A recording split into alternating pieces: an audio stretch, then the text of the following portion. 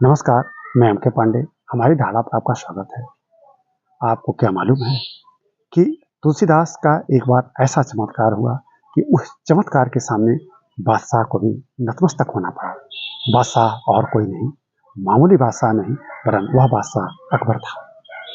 अकबर के समय तुलसीदास की यह कहानी किंवदंतियों में रहती है और सुना जाता है, और इसे कहा भी जाता है और कह के बड़ी प्रसन्नता भी होती है कि एक संत में इतनी चमत्कारिक शक्ति थी कि उसके सामने बादशाह को भी झुकना पड़ा। कहानी कुछ इस तरह की है कि तुलसीदास तो दुनिया जानती है, सिद्ध महात्मा थे, और उनका व्यक्तित्व इतना धनी था कि मानो उनके हृदय में तो राम ही बसते थे, और उनके जीवा पर हनुमान सब इस तरह से हनुमान का निवास था उनके जीवा, उनके होठ पर, कि मानो उनके मुंह से हनुमान जी महाराज साक्षात्कार सामने प्रकट हो जाते हैं। तो हनुमान जी तो उनके आराध्य थे, तो हनुमान जी महाराज के दिशा निर्देश पर ही वो काम करते भी थे। तो एक बार की बात है, अपने आश्रम से कहीं जा रहे थे, एक महिला घबराई महिला ने उनका चरण स्पर्श किया। महिला को उस प्रभु ने, उस गोस्वामी तुलसीदास जी महाराज ने सौभाग्यवती होने का आशीर्वाद दिया। महिला घबरा गई। महिला ने कहा, प्रभु हमारे पति मरणासन है और आप हमें सौभाग्यवती का आशीर्वाद दे रहे हैं। तो कुछ नहीं जवाब दिया उन्होंने। वह महिला घबराई, अपने पति के इलाज के लिए परेशान थी।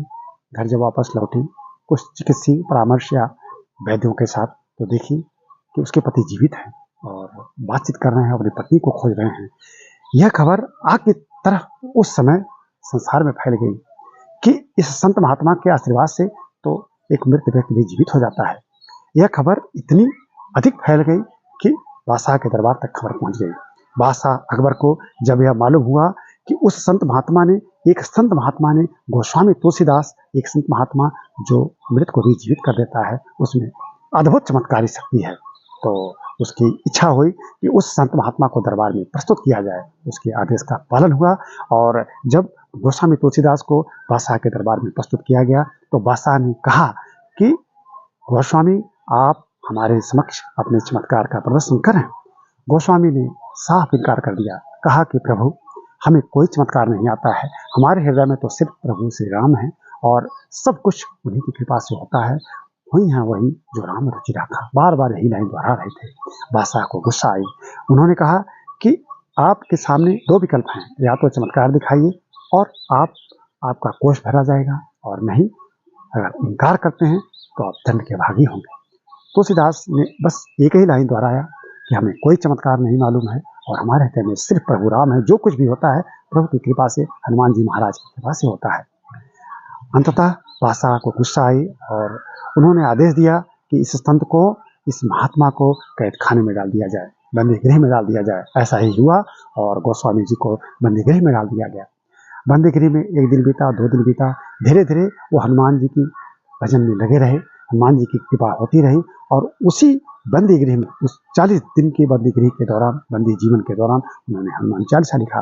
हनुमान चालीसा की लाइनें जैसे जैसे लिखी जा रही थी, हनुमान जी की उन पर कृपा होती चली जा रही थी, और धीरे धीरे न जाने कहाँ कहाँ से कितने बानरी सेनाओं का उस राजमहल पर आगमन होना प्रारंभ हो गया। 40वें दिन तो आलम यह था कि उस घेर लिया, बंदरों ने उस राजमहल को ही घेर लिया, और बंदरों का आतंक इतना अधिक कि सैनिक भागने लगे। सैनिकों ने गुहार लगाई, महाराज, हम सैनिक से लड़ सकते हैं लेकिन इन बानरों से नहीं। एक बार तो बादशाह को गुस्सा आई, लेकिन बादशाह भी घबरा गया। बादशाह ने देखा कि स्थिति हाथ से कहीं बाहर निकल चुकी है, बेकाबू है, तब आदेश दिया कि इस संत को छोड़ दिया जाए। गोस्वामी तुलसीदास को जब छोड़ दिया गया तो सारे वानर जहां जहां से आए थे चले गए। तब बादशाह ने भी मान लिया कि इस बंदे के, इस व्यक्ति में अद्भुत चमत्कारिक शक्ति है, ये कोई मामूली इंसान नहीं है, और बादशाह ने अपनी हार मान ली थी। और अंततः उतना बड़ा बादशाह, जो महान बादशाह है, जिसको हम बादशाह अकबर नहीं, महान भारत का मुगल आजम कहते हैं, वह मुगल आजम भी उस गोस्वामी तुलसीदास के सामने झुक गया था। तो गोस्वामी तुलसीदास मामूली व्यक्तित्व के धनी नहीं थे। आगे जहांगीर ने भी उस गोस्वामी की यही परीक्षा ली, और वह भी इस परीक्षा में फेल हो गया। गोस्वामी तुलसीदास ने वह अद्भुत चमत्कार दिखा दिया, और उसके सामने भी यही घटना घटी, और वह शाह जहांगीर को भी गोस्वामी तुलसीदास जी के महाराज के सामने झुकना पड़ा था। तो यह गोस्वामी तुलसीदास की कोई चमत्कारी शक्ति नहीं थी, वरन उनकी भक्ति थी। यही भक्ति हनुमान जी महाराज में प्रभु श्री राम के प्रति थी और गोस्वामी तुलसीदास के हृदय में हनुमान जी महाराज के प्रति भक्ति थी। हमारे अंदर भी अगर प्रभु श्री राम की भक्ति है, हनुमान जी महाराज की भक्ति है, तो हमारे अंदर भी वो अद्भुत शक्ति आ सकती है। इसलिए हमें इस शक्ति पर विश्वास करना चाहिए और शक्तियाँ और कोई नहीं है, ये हमारे आसपास यही ऊर्जा है और हम इनमें अगर विश्वास करते हैं, इन अद्भुत शक्तियों में विश्वास करते हैं, तो मानिए प्रकृति का यही नियम है, इन शक्तियों में हमें विश्वास करना चाहिए। हम सिर्फ इस पर न विश्वास करें कि हम जो मान ले रहे हैं वही सही है, हमें इस पर विश्वास करना चाहिए कि जो प्राकृतिक नियम है वो सही है, हमें प्रकृति के नियमों के अनुसार चलना चाहिए। ऐसी भक्ति हम नाम लेते हैं, प्रतीक है हनुमान जी महाराज, प्रभु श्री राम प्रतीक हैं और हम उसके एक माध्यम हैं, लेकिन हम अगर इनमें विश्वास करते हैं तो प्रकृति में मेरा विश्वास हुआ, हमारा विश्वास हुआ और प्रकृति में हमारी अटूट आस्था है, तो वह आस्था हमें फलीभूत कर देती है, हमें मनचाहा वरदान देती है और हमें कर्म के मार्ग पर, सन्मार्ग पर चलने का सही उपाय बताती है। तो हमें विश्वास है कि आपको यह प्रस्तुति जरूर पसंद आई होगी। अगर यह पसंद आई होगी तो आप इसे लाइक और शेयर कीजिएगा, खूब लाइक और शेयर कीजिएगा और हमारे चैनल को अगर आप नहीं सब्सक्राइब किया है तो प्लीज़ कर लीजिएगा। हम इस वीडियो को यहीं बंद करते हैं। धन्यवाद।